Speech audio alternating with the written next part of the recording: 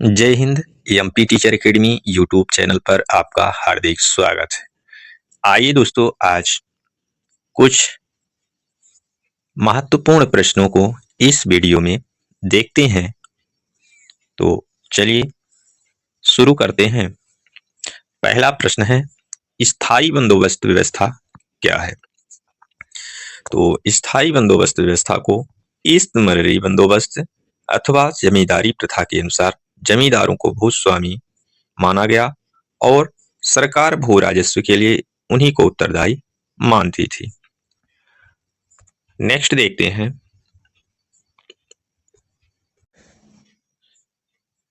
रैयतवाड़ी व्यवस्था क्या है? तो 1792 ईस्वी में मद्रास प्रेसिडेंसी एवं ब्रिटिश नियंत्रण वाले दक्षिण भारतीय इलाकों में एक नई भू व्यवस्था लागू की गई, जिसे रैयतवाड़ी व्यवस्था कहा गया।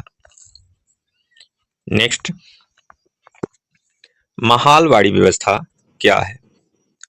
उत्तर पश्चिमी भारत पर नियंत्रण के बाद ब्रिटिश ईस्ट इंडिया कंपनी ने बंगाल प्रेसिडेंसी के उत्तर पश्चिमी प्रांत के लिए होल्ट मैकेंजी नामक अंग्रेज द्वारा तैयार नई पद्धति को लागू किया, जिसे महालवाड़ी व्यवस्था कहा गया। नेक्स्ट, स्थायी बंदोबस्त व्यवस्था कहाँ लागू की गई थी? तो यह व्यवस्था बंगाल, बिहार, उड़ीसा तथा उत्तर प्रदेश के वाराणसी तथा उत्तरी कर्नाटक के क्षेत्रों में लागू की गई थी। नेक्स्ट है, स्थायी बंदोबस्त व्यवस्था का प्रणेता कौन था? तो इस व्यवस्था का जो प्रणेता था वह सर जॉन शोर था। ओके। नेक्स्ट, स्थायी बंदोबस्त व्यवस्था के अंतर्गत जमींदारों को भू राजस्व वसूली का कितना हिस्सा अपने पास रखना होता था? तो 10वां या 11वां हिस्सा अपने पास रखना होता था। नेक्स्ट, रैयतवाड़ी व्यवस्था को किसने विकसित किया था? तो रैयतवाड़ी व्यवस्था को टॉमस मुनरो ने विकसित किया था। रैयतवाड़ी व्यवस्था कहाँ लागू की गई थी? तो रैयतवाड़ी व्यवस्था दक्षिण भारत, असम, मुंबई प्रेसिडेंसी में लागू की गई थी। नेक्स्ट है, रैयतवाड़ी प्रणाली में किसानों को अपनी कुल उपज का कितने प्रतिशत भू राजस्व के रूप में देना पड़ता था? तो 30% देना पड़ता था।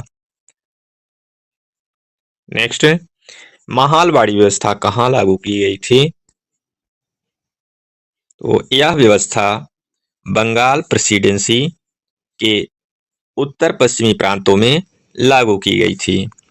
नेक्स्ट, स्थायी बंदोबस्त व्यवस्था को कब लागू किया गया था? तो इस व्यवस्था को 1793 ईस्वी में लागू किया गया था।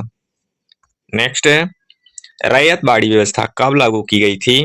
तो 1792 ईस्वी में इस व्यवस्था को लागू किया गया था, यानी कि रैयतवाड़ी व्यवस्था 1792 ईस्वी में लागू की गई थी। नेक्स्ट, पंचवर्षीय बंदोबस्त व्यवस्था को कब समाप्त कर दिया गया था? तो यह पंचवर्षीय व्यवस्था 1776 ईस्वी में समाप्त कर दिया गया था। आगे देखते हैं, रैयती व्यवस्था के अंतर्गत रैयत को अपनी कितने प्रतिशत जमीन पर नील की खेती करनी होती थी? तो 25% हिस्से पे खेती करनी होती थी। आइए नेक्स्ट देखते हैं, नील की खेती कितने तरीके से की जाती थी? तो नील की खेती 2 तरीके से की जाती थी, निज और रैयती। निज का से तात्पर्य है, निज खेती की व्यवस्था में बागान मालिक खुद अपनी जमीन पर नील का उत्पादन करते थे। रैयती व्यवस्था के तहत बागान मालिक रैयतों के साथ एक अनुबंध या सट्टा करते थे। तो आज इतना ही, मिलेंगे पुनः नेक्स्ट वीडियो में। तब तक के लिए जय हिंद।